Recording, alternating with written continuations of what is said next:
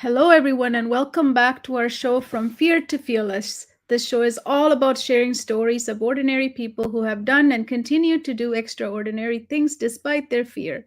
Our mission of this show is to share stories of others who have pushed past their fear and done some amazing things. And today I have a guest. Her name is Kelly. Sorry, let me add her to the show. How are you? Welcome. I'm good. How are you? Excuse me. Very, very good. I just have to find my notes. Kelly Edwards is a creator of 90-Minute School Day, a lifestyle approach to education. Tell me a little bit about this. This is a brand new idea. 90 minutes? I thought it takes 6, 7 hours a day to learn. I know. Yes. So the 90-minute school day is simply a framework and a system that homeschooling parents can use. They can just keep it in their minds. It's 6 simple pathways to learning, 3 content areas, and 3 skill-based areas that we look to happen each day. We can plan it out, or how it happens in our homeschools is we can just understand that life has happened. We have to release our expectations and then look at what did happen during the day and reverse plan. And so that's just simply seeing the learning that occurred, even if it wasn't what we were expecting. So it works either way, which is really flexible and adaptive for homeschooling families. Awesome. And how did you come up with it? I came up with it through my own deschooling process.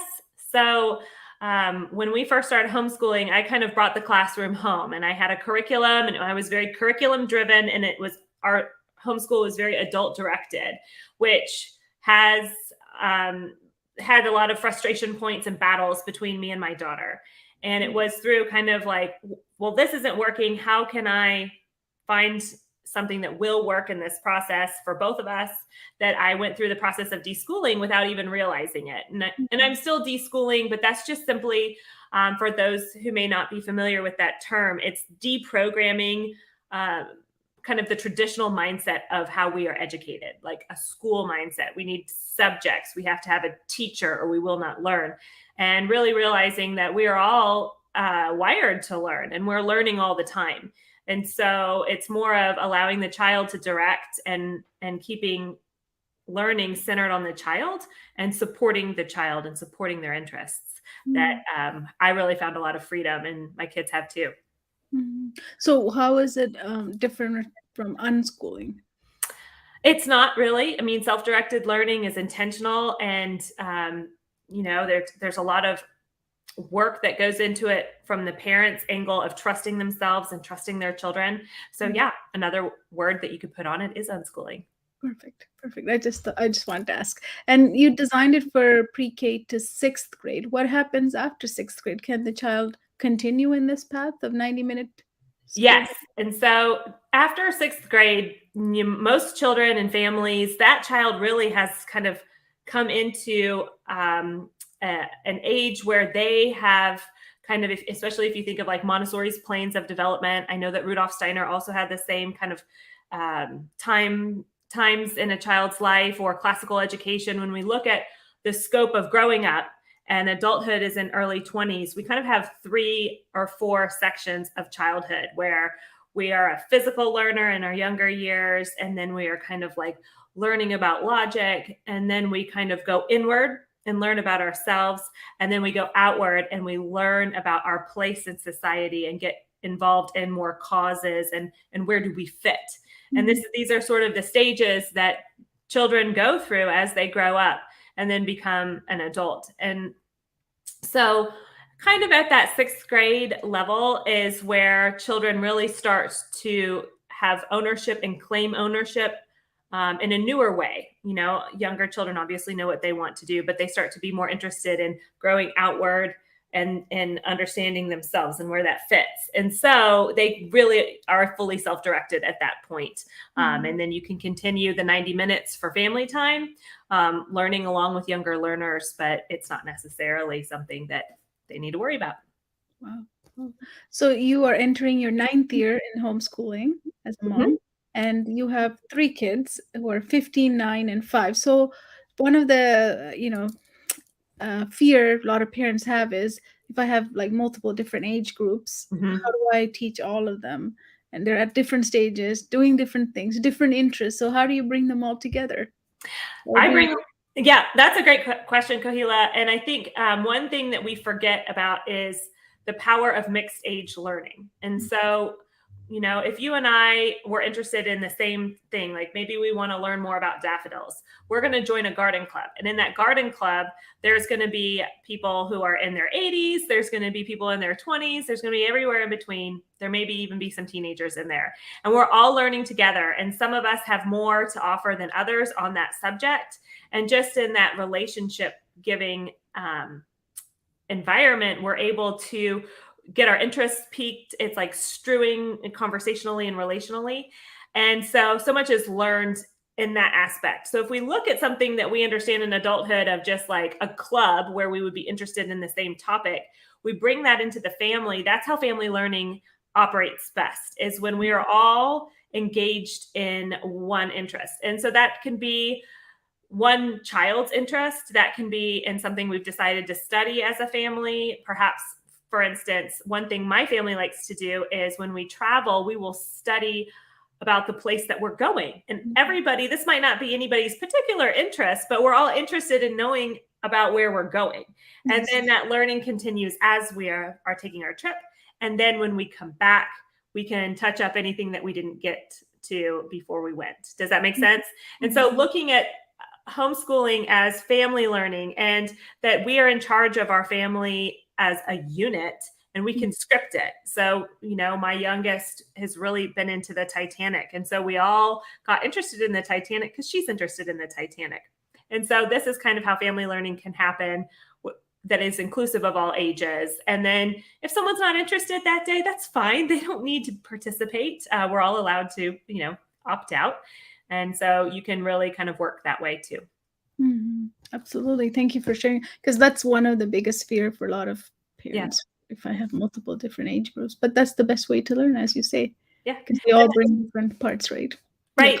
And that's that school mindset, right? That we have grade levels, and my 9th grader can't learn with my kindergartner, when yes, actually they will learn very well from each other all day long. I don't really have to be involved. Yes. But then if we're going to have family learning, then that's a great way that we can all, and my 9th grader is going to find things that are more advanced that my kindergartner won't pay attention to, or maybe she will. You never know. Yeah, because it's big sister, right? Sometimes you want to do what your big sister is doing or the brother is doing. Most of the time. Or sometimes you're challenged by your little sister or your little brother grasping a concept that you had never thought about, and then it makes you curious, so it works. Yeah, so there's lots of learning. So you said about Titanic, about your daughter. So was she very interested in the latest event? Yes, how they went down there. Yes, she was, she talks to everyone about it.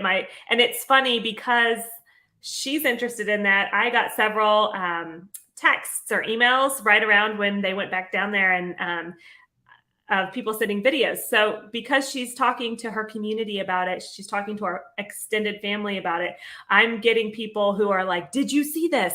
And sending us information, which is, again, reaching into those relationships, right? Because they care about her. They've actually paid more attention to this than maybe they would have if they didn't know that she was interested in this, if that makes sense. Yeah. So was she like looking it up, what went wrong? Like she learned probably quite a bit.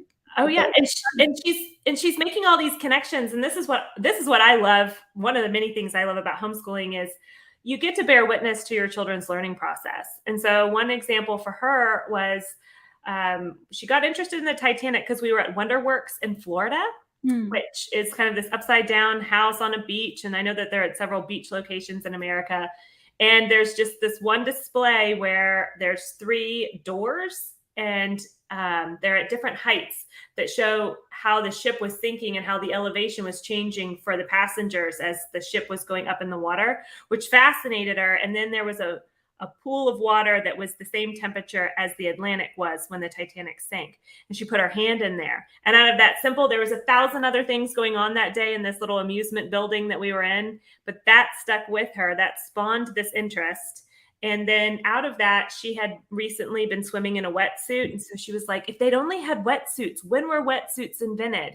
And so here she's putting together, how could I have saved them? Or how could we have prevented this? And then another thing, she was learning about bats from the Magic School Bus series we watch in our car a lot. And they were doing echolocation. And she was like, that's what they did with the Titanic when they found the Titanic. And so she had put together the fact that bats using echolocation is the same as sonar, which is what they found the Titanic with originally. So I just, it's so amazing to me how when you follow a child's interests, they pull together the science and the history and the math, and they ask the questions, and you're just there to really resource them. Yeah, the connections. Yeah. It's important. So when you started this journey, were you fearful of anything, or Oh, were yeah, you? everything.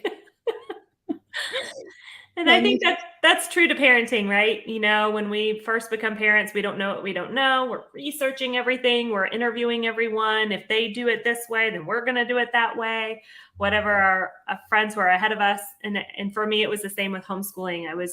I over researched myself. I kind of psyched myself up, and then we overdid it. And I think that's a trap that a lot of homeschooling families fall into, is the comparison trap, where we're looking at everyone else and trying to do everything because more means more. They'll get educated better, when in fact it's so much better when less is more. Yeah. Quality.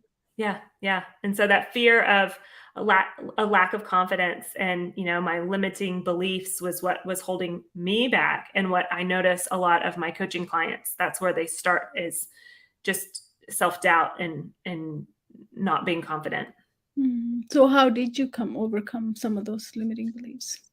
For me, I had to embrace fear. I had to look at fear differently. And instead of being overwhelmed and feeling like I wasn't enough and I didn't have confidence, I had to step into, okay, I can do this. I can do this because I trust myself from the other hard things I've done in life. So even though I haven't homeschooled before, I've overcome other areas, and I can use those same skills here. And one of those skills is people. People is one of our greatest resources. So tapping into others, and then trusting myself that this particular style of homeschooling might work for that family. I've tried it. It doesn't work for me. And so I have to keep looking. I have to keep trying different things, getting advice and things, but really leaning into that fear and understanding that fear is an opportunity to trust. And when we are afraid, we can choose to ask for help, or we can choose to solve the problem ourselves. And if we solve the problem ourselves, we're stuck in that anxiety and that limiting belief because we don't have anyone to help us. But if we are vulnerable and we step into that fear and we say, hey, I need help, and we get someone to help us, that is where that trust, it goes from inside of us to outside, and we can trust this person. We can start to trust the process because we're getting answers and we're getting the help that we need. So I think fear is a really great opportunity for people to look at it differently, that fear is an opportunity to step into and assess risk. Fear lets you know that there's danger, but in that danger, with help, you can navigate. Otherwise, you're stuck in anxiety. Why did you choose to homeschool? We chose to homeschool because our daughter was our foster daughter first, and then we were adopting her. And so she was getting her needs met academically in the public school system, but she wasn't getting her social and emotional needs met. And also, we weren't getting enough time with her because we needed to build attachment as her new family. And so homeschooling seemed to be the perfect fit. But what I made the mistake of doing is taking my child out of the classroom and putting her into the classroom at home. And that top-down approach made me the teacher and her kind of like underneath me. And you can't have relationship that way. You have to be together and you have to be with each other. And so deconstructing that through my deschooling process and being a co-learner and a guide and a resource to her learning journey was where we really started to do things differently. And our homeschool life became something that bloomed instead of something that was like blooming. And then it was like charged with all kinds of bad feelings. And then Yeah, it's not the roller coaster, right? So Yeah. did that bring you close to her, your relationship? Yeah, it definitely improved our relationships. We got to know one another better because instead of being in combat of Mm. her wanting to have it her way, and then I'm like, well, that's not the right way, right? And when we get into the thinking of the should game, the right way to homeschool, these are kind of words, if you're using them, they should be an alert to yourself that like, well, why, who decided what the right way to homeschool was? Yeah. The right way to homeschool is what works for you and your child. So if you're engaged in battles and busy work and there's not relationship, then maybe try something else. And especially my kids are all neurodivergent. And so having um, more of a susceptibility to melting down, to having kind of like large behaviors, homeschooling gives us the opportunity to diffuse that situation, to have an environment that doesn't invite as much as there might be in a traditional school environment. Mhm. For sure. And this is one of your fear. Let's talk about some other fear, like are we doing enough? If Mm-hmm. other people and other homeschoolers feel this a lot, right? Yeah. So how do we answer that? How am I doing enough? What's enough? Yeah. What is enough? I think that's a great question. And that's how you answer it, is like, what is this enough that you're chasing, this fear? And again, it's looking at that fear when we're asking that question, am I doing enough? That's a question that's laden with anxiety. And like Mm. we talked about earlier, if you're feeling anxious, it's because you're trying to control the outcome, and you're taking fear and it's turning you inward to look to yourself for the solution, rather than looking at the fear, recognizing, okay, I'm afraid of something here. What is it? And one of the things I tell my coaching clients is, why do you feel like you're not doing enough? Ask Mm. yourself why. And then they'll tell you something. And then why to that. And you ask yourself 5 whys. Mhm. And when you get to the bottom of that, you really actually have realized where the fear is, and it might be something totally different than what you thought it was, or you have realized at that point there's nothing to fear, and that you've just snagged on to some conditioning probably that you've had from your own childhood or adopted from society. And so when we ask ourselves, are we enough, the answer is always yes, we are enough, because there's no one else that can be me but me. Mhm. Yes. Yes. And you're not ever going to do anything to stop your child from learning. Like you're doing just as much as you can or and much as your child can take. Right, Sometimes exactly. it's not, yeah. And it comes from comparison too, right? Yes. Yeah, that Comparing. comparison trap is a real deal, and we all fall into it. It's not like I don't fall into it, but when I notice myself comparing, that's when I can catch myself, right? And that's Mhm. where I can employ some tools to help me figure out, okay, why am I why am I getting nervous here? What am I afraid of? And then when I can identify that, then I can work on that. And that's something that I can push into, and that's where fear is a positive thing. Mhm. And here's another big one. Are we falling behind? Yes. And that I always say, falling behind who? Oh, Who are you falling behind? Who is curriculum. your child falling behind? They are who they are. They're on their own journey, Mm. and they have a different timeline and pacing than anyone else, and they are right where they should be.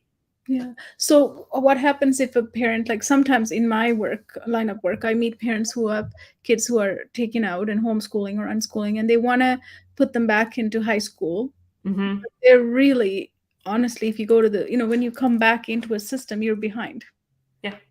right? So how do you merge that, or how do I prepare as a mom, a homeschooling mom, not to happen? Right. I think that's a great question. And that's something that we're actually looking into as a family right now. My daughter may be going back to high school this fall. And so she would be going back into 10th grade. Now, what I tell my clients, and she was in kindergarten and first grade in a public school, homeschooled, and then did 5th grade in public school. And then if she goes back this fall, she will be returning in 10th grade.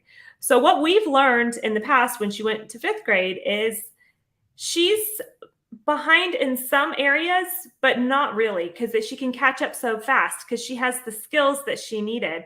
For Mm. her, in her 5th grade year, she was ahead academically. She wasn't behind anywhere, and she was fine socially. So for her, and for most kids, it's like switching schools. And know from my own personal experience, when I was growing up, I was an Air Force brat.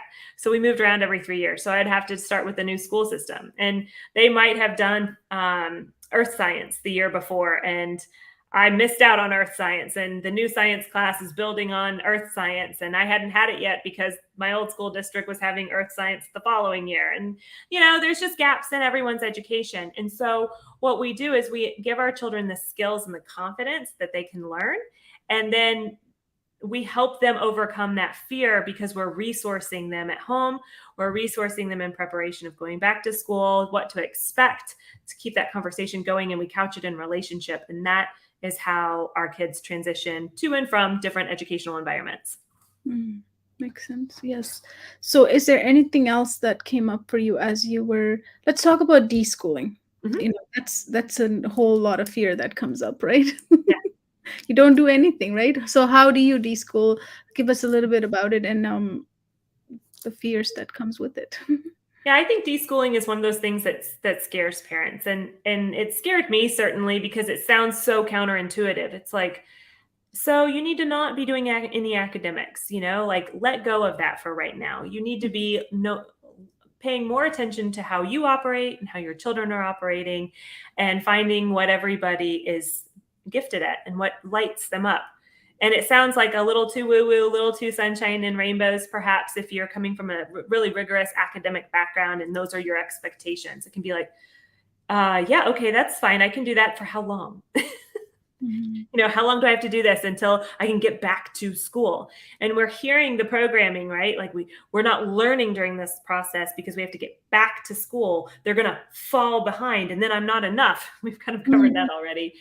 And so deschooling is really deprogramming. And it's like I like to say it's like a detox. So when we think about like a diet, we might want to start a diet and we might want to cleanse our body of toxins before we start this new eating regimen. It's the same thing. Before we start this new learning regimen where the child is centered, we need to kind of detox our minds because you can't go from a top-down traditional educational style into unschooling without some sort of transition period. And that transition period is unschooling. And so that's kind of where I think parents need to kind of understand it's different for everybody. The pacing is different. And then it's something that you continue to unpack through your life, because I still have things where I might be like, oh my gosh, if she goes back to school this fall, what if she's behind? That's going to be a reflection on me. And, you have all these doubts and then it's like, well, wait a second. No. We're okay. And we can do this. And then it's embracing that fear, those nervous moments. I need to have conversations with my daughter. She needs to understand what might happen. So she's prepared. And then that she's not in this alone, that her family is with her. And it's not necessarily behind. It's more she hasn't done the stuff they done, because it doesn't have to be in that order, right? Right. At school, it's so the curriculum makes it like it has to be in this order, but you could have learned something ahead and not learn one of the things on the curriculum. Now you look like you're behind. But the thing is, as you said, if her mind is open, she's exploring so many different things, when she get to school, she will catch up because she's got the mind to do it. Whereas another kid who's product of the system might not be able to. Right. And that's where labeling comes in, right? Because it's our child's identity. What do they know about themselves? Do they know that they can overcome hardship? Have they had these challenges and these opportunities to stretch their muscles before, or do they just believe what they're being told? Do they believe the label that they're insufficient in some ways? And there's some really toxic messaging that no one's doing on purpose, but it just kind of gets conveyed to us through society. It's not just particular to school, that I really feel like it is wrong. Just because you're not an academic person doesn't mean you're not intelligent. If you thrive in an academic environment, that doesn't mean that you're not good also at sports. Like, we all have our different giftings, and we all have places that we're strong in, and then we have places that we're not as strong in. And it's not a competition. Like, we just need to celebrate what other people are strong in, and also be able to celebrate and know and be confident in what we're strong in. And that's one thing that homeschooling can give you, is you can really help your children identify that and support them in that. And so when they go back to school, if that's what the plan is for them and that's what they want in their lives, then they know themselves. Mhm, mhm. and they have the skills to learn. Yes. So during the deschooling for parents, these feelings are going to come up. So what was something that you were doing to keep calm yourself down? Like, Yeah. And that's hard. I think the biggest thing you can do for yourself in the deschooling process is to surround yourself in community and having other parents who are also looking to deschool or are ahead of you on the deschooling journey, and just sitting at the feet of a wiser person that is inspiring you, and to sit with them and to ask them questions and to have this dialogue. And if it's not in person, then maybe it's virtual, or it's reading a book, listening to podcasts, just really informing yourself. And then the biggest thing you need to work on during your deschooling process is knowing your why. Why am I doing this? Who I am, who my child is, knowing what our family values are, and then tracking our own progress. So when I can look back at where I was a year ago, I've grown. I'm still learning. I'm still growing. When I look where my child was a year ago, she's doing it. She has progressed. She has grown. She's acquired skills and knowledge that she didn't have this time last year. And so Mhm, we're on the right track. And the only person I'm comparing her to is her, not mhm, a sibling, not the kid down the street, not the grade level kids that she'll be encountering. It's just her. mhm. And was it her choice to go back, or is it a family? Well, it's kind of the whole. We're still in deciding right now, but it's something she's interested in, and then she's not interested in it, and then it's something that we're open to, and we're just kind of letting this be a decision that hopefully will be in her best interest. And that's the thing too, is like, if you re-enroll your child in school and it doesn't work out, you can unenroll them, and that goes both ways. So it's not like a lifetime decision. And so it's just like, well, we're going to make the best decision we can with the information we have at the time. And if it's not the right decision, then we've learned something, and we can Yes. move out of that position. So yeah, I think a lot of times we think in black and white, and there's just so much gray. Yes. So so you offer some coaching to Mhm. parents in regards to these kind of fear and limiting belief and conditioning we have from our society and the system that we Yeah. grew up with. So 90 minutes. Mhm. 90 minutes is all it takes, eh? Not 6 like we did in school. Yeah, not 6 hours. No, yeah, 90 minutes or less. I mean, so much of this um, framework is to help parents. You kind of create what you needed for yourself. At least that's what I've done in my business. Is when I started homeschooling, we were working together, me and my little second grader, for like 4 or 5 hours a day, because I didn't know. I mean, that's what she was doing in school. That's what I'd already always done in school. Well, that's way too much. For a second grader, but that's even too much for a ninth grader in a structured environment. And so really what the 90 minutes is it's 3 20 minutes kind of sections, kind of hold in your mind. If you want to go less than, more than, it's sort of a benchmark, but it's like 3 areas each day that I want to be with my children and be present, that I block for me. So this is my time. It's not really where the child learns, because the child learns all day long. It's my time participating in their learning, right? And so I break it up: morning time, read aloud, and activity. And so we sit down, and morning time is our family values and our family culture and building their character time. So we're going to be inserting the arts. It's more sensorial. We talk about faith, uh, fables, fairy tales, or folk tales. One of those will be in my morning time, because that works on character development, and it's also aligning with our family values. And we learn about cultures outside of our own culture.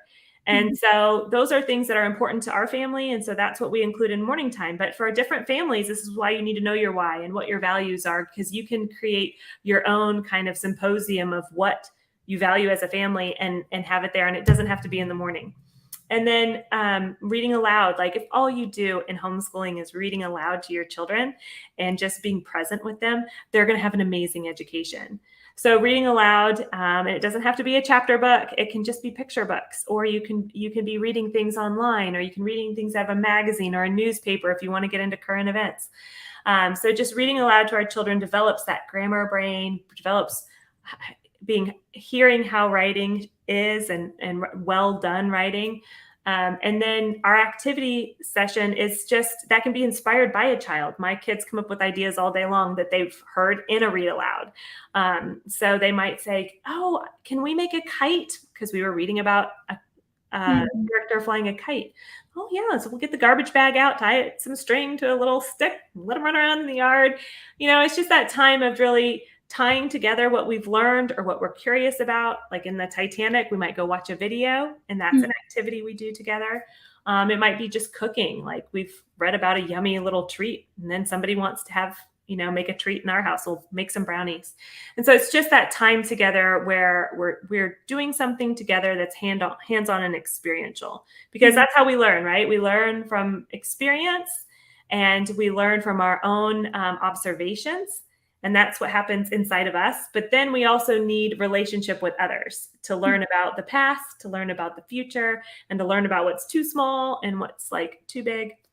So this is all that content area, growing that libraries of information in our mind is what those 3 parts of the 90 minutes does. And then the other ones are reading, writing, and arithmetic, right? So that's just skills. Like they only need less than 10 minutes a day, on a consistent basis to build those skills. And then once you know how to read, you know how to write, you know how to do math, you can teach yourself. So that's what we need our children to do so that they can be equipped in their self-directed learning. Love it. Love it. I like that formula. Love it. So to reach Kelly, it's 90minutes.com, right? 90minuteschoolday.com. 90minuteschoolday.com. So thank you, Kelly. And I want to ask you one last question is, what would you tell your younger self about fear? It's your friend. Fear is your friend. Failure is your friend. And being frustrated, that's a friend too. Like these are good things that teach us so much, and we need to embrace them and not be so afraid and trying to avoid them. And what's your advice to a homeschooling family or unschooling? Trust yourself, and less is more. Whatever you think you need to do, cut it in half and cut it in half again. Just less. Make it 90 minutes. Yeah, or less. Or less. Or less. And some days are less, right? Oh yeah, we have so many days that there's no prescription, and it's just I look at the day and I can see like we did this together. We went to the park and we played on the playground. Check. Activity. We had a really vibrant discussion at the dinner table, and we painted. Morning time. Check. We read aloud, or we listened to a podcast. Check. My children, I noticed them playing a board game. That was math. Check. And so I can have this grid in my head where I can just check off, and I'm like, okay, we're okay. They are getting what they need. And my children read. They all love to read. So I never have to ask them to read. So that's always a check. And then writing. Children are always writing. They're creating stories when they play with their toys, when they play with their friends. All of this is storytelling and creative writing. And that's what we want them to do in those younger years. And when they're anywhere north of 6th grade, we can introduce them to grammar and punctuation and technical writing at that point. Their brains are ready for it. We don't need to be fooling around with that in those younger years. Love it. Love it. Thank you so much. We knew each other for a bit, but today's the first time I get to meet Kelly too. But amazing. I love your formula, 90 minutes or less. Thank you, Kohila. And I love your work too. I just love what you do and what you offer our parents and kids. It's just great. Thank you so much. So thank you everyone for tuning into the show. We will go live again next week, Wednesday at 11 a.m. PST. If you're interested in making learning easy for your child, please book a call at learningsuccessacademy.com. Until next time, see what's on the other side of fear. Let's ignite and inspire children to push past their fear and make fear not a factor for them. So thank you, and I'll see you next week. Bye. Thanks, Kohila. Thank you.